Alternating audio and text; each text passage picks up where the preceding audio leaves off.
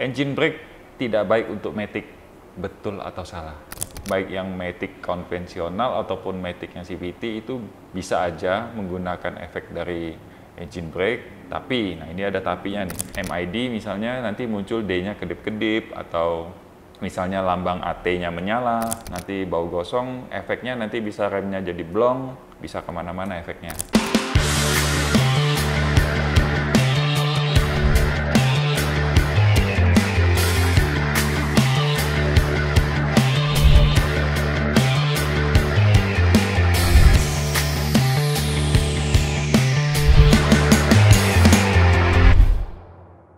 Oke, selamat datang di channel YouTube Domo Transmisi bersama saya Freddy.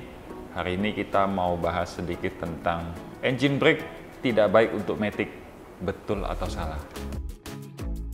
Oke, jadi pada saat kita berkendara itu jalanan tidak selalu ketemu yang datar. Waktu-waktu kalau kita bepergian bisa ke tempat yang ada menanjaknya dan juga kadang ketemu turunan pastinya. Nah, jadi kita mau bahas tentang engine brake. Itu biasanya pada saat jalan menurun, kinerja rem itu benar-benar maksimal di saat jalan menurun. Karena apa? Rem menanggung beban dari bobot si mobil, bobot kosongnya mobil, dan juga bobot dari penumpang beserta barang bawaannya. Sehingga tak jarang nih banyak pengemudi itu memanfaatkan efek dari engine brake untuk membantu meringankan kerja si rem tadi.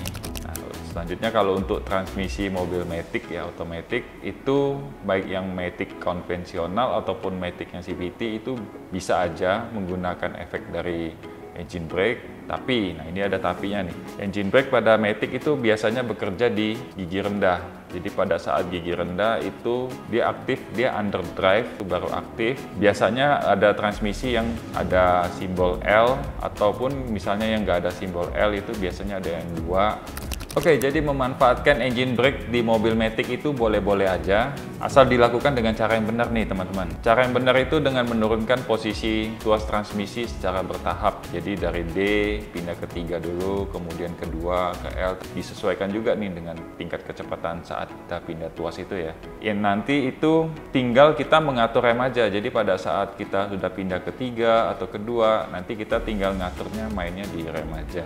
Efek engine brake itu pun nanti akan muncul.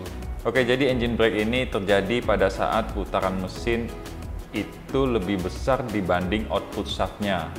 Kalau pada saat gear gigi 3 di otomatis itu belum terjadi engine brake karena putarannya masih 1:1. Jadi dari mesin ke output shaftnya itu masih perbandingannya 1:1. Jadi biasanya dia aktifnya di gigi 2 atau di gigi L itu baru underdrive. Kalau gigi 3 itu masih belum masuk underdrive. Tapi jangan sampai nih teman-teman, pada saat kecepatan masih tinggi kita langsung pindah tuas ke gigi rendah. Itu nanti yang ada nanti Matic-nya bisa bermasalah. Tujuan kita memang untuk dapetin engine brake yang besar, tapi malahan itu membuat jadi Matic-nya bermasalah. Ciri-cirinya nanti bisa jadi transmisinya overheat, bisa juga nanti muncul di indikator MID misalnya nanti muncul D-nya kedip-kedip, atau misalnya lambang AT-nya menyala. Itu efek dari mungkin karena engine brake selalu dipaksakan tadi. Jadi harus disesuaikan dengan kecepatan.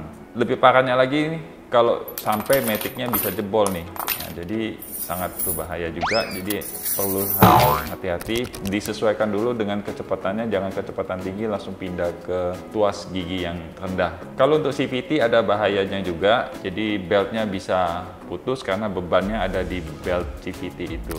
Nah, jadi engine brake ini bukan pilihan utama ya pada saat ketemu jalanan turunan. Coba dimaksimalin dulu remnya. Engine brake ini hanya sebagai backup. Tapi kalau turunannya curam dan treknya panjang, itu sebaiknya memang udah dipersiapkan untuk menggunakan engine brake ini. Supaya rem tadi tidak terlalu berat kerjanya. Kalau rem sudah terlalu berat, yang ada nanti remnya bisa panas, nanti bau gosong, efeknya nanti bisa remnya jadi blong, bisa kemana-mana efeknya. Oke, itu aja. Kalau ada komen dari teman-teman, silahkan tulis di komentar. Jangan lupa like, subscribe channel YouTube-nya Domo Transmisi, follow juga IG-nya Domo Transmisi. Itu aja untuk video kali ini. Thank you guys.